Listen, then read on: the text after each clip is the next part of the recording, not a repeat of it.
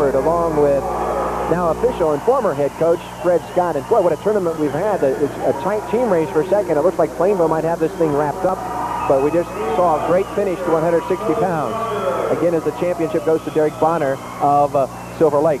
Stays undefeated. We might mention that the underwriters making this broadcast possible are the Kansas Farm Bureau Insurance, TR Sports and Specialties, First National Bank and Trust, the Feist area-wide directories, First National Bank of Holcomb, Grainbelt Commodities, Poisington National Bank, the Holiday Inn, the State Bank of Hoxie, and the Norton Decatur Electric Company. Again, the fine underwriters for Smoky Hills Public Television making this broadcast possible. Fred, we're at 170 pounds, 171 pounds, and we've got a tremendous matchup. It's an all-Mid-Continent League final between the sophomore Lucas Dinas of Waukegan, 25-5, going against DJ Baskell, a senior from Plainville. Right, Lance, and this is the only matchup we have in the finals between the first two-place teams. And, of course, we have a sophomore here from Trego County who has pulled off a couple of pretty big upsets to get here, and he's trying to pull off another one right now to win himself a state championship, while Baskell, of course, has been here before. Yeah, boy, has he. Three-time state qualifier, 29-1 on the season. Right now, he is in command. Well, if you can call 2-0 at least a command, but he's out in front midway in this first period. Dinas isn't backing off from him. He's a sophomore. His younger brother, his older brother, will be wrestling for the heavyweight title here in a few minutes. But Dinas has done an excellent job of getting here, and only having lost 5 matches. That's a pretty good sophomore record. Now, did I have this right? This is a rematch of the Mid-Continent League. Baskell won that one 11-2, right? That's what my records say. Now, Baskell has beaten Dinas twice so far in his career, twice this season, so they've met. Baskell's been the better off so far, and he's leading right now 2-0 with 30 seconds left in the first. And I'm sure that Dinas' coach, before he went out there, told him that the third time was the charm, that it was his turn to win. And that coach would be Wyatt Frailing. Third year at Waukegan Trego, and he's just done a great job. Dinas did a pretty good job of staying out of trouble there. He's not getting very many points, but he's able to stay out of trouble and make a few things happen. If he keeps that up, he will score some points.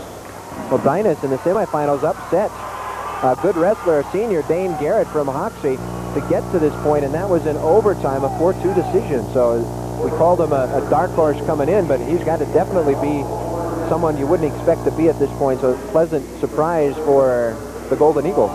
Well, as I recall, it was expected that Garrett would wrestle Baskell for the championship, so you definitely have to consider that an upset. First period is over, 2-0. Baskell out in front, the senior from Plainville. He's underneath in the black singlet, rolls out, and is he going to get it? He's got his escape. Now he's coming in for the takedown to make it a 3-pointer. And he's got that. A lot of experience going to work right there. Boy, you bet. He just seems so confident. I'll tell you, to get to this spot, at least at the regional, Baskell beat Both of Lyons, and Both of Lyons took third in this tournament. Both is not a bad wrestler either, so Baskell gets there legitimately. He's been, as you said, here at the state tournament before, and he's, of course, wrestled in that tough MCL all year, and he's got a lot of good experience behind him. And, of course, he's got excellent coaching in Brad Fredrickson, a former state champion himself. A lot of Oberlin ex-wrestlers end up coaching, don't they? What else is there for an ex-wrestler to do? That's right. Commercials. We're a tight match here, but it's 5-0. Again, Baskell in control, got 3 more points, and he's leading over Dinas. 42 seconds left in the second period. So you mentioned that a lot of these ex-wrestlers going to coaching. You know, there is no professional wrestling that's real. All we have is the actors going through their thing.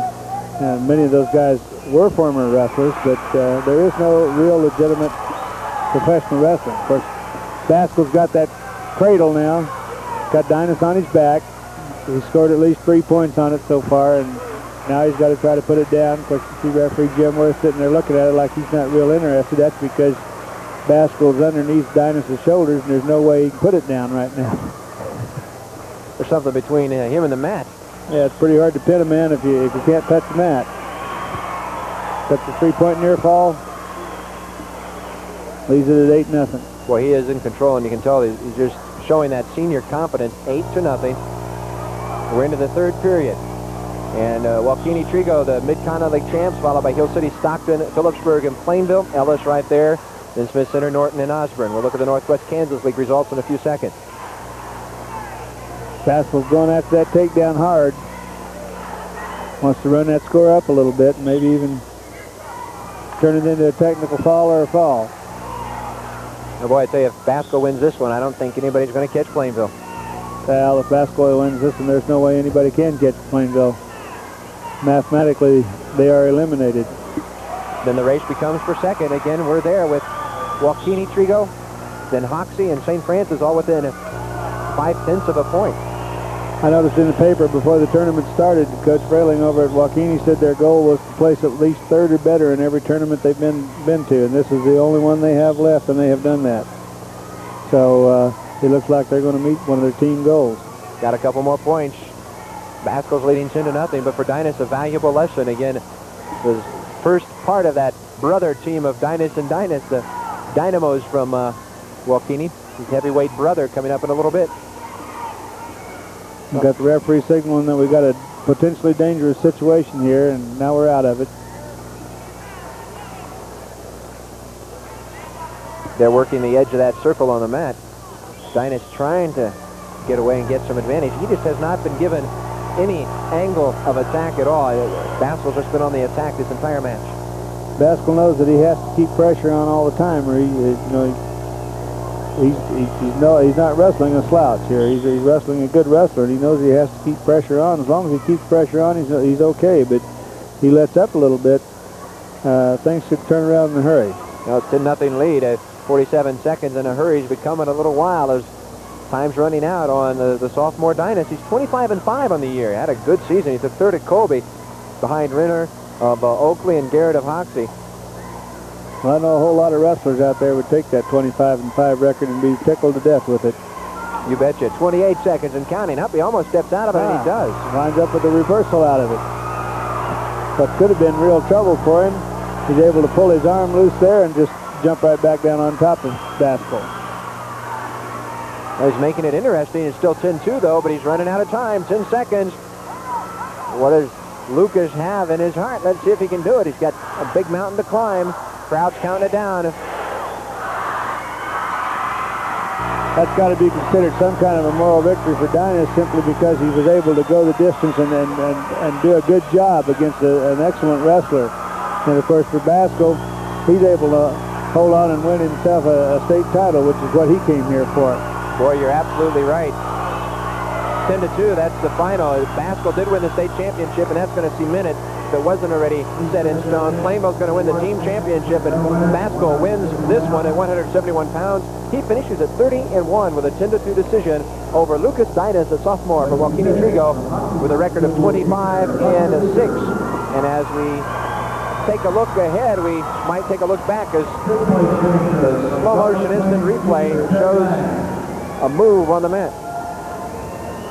I think this is the one where Dynas gets his reversal there. He's got that arm behind, and he's able to shake that loose. And, of course, Basco at that point had overcommitted to that, and there was nothing he could do to stop it.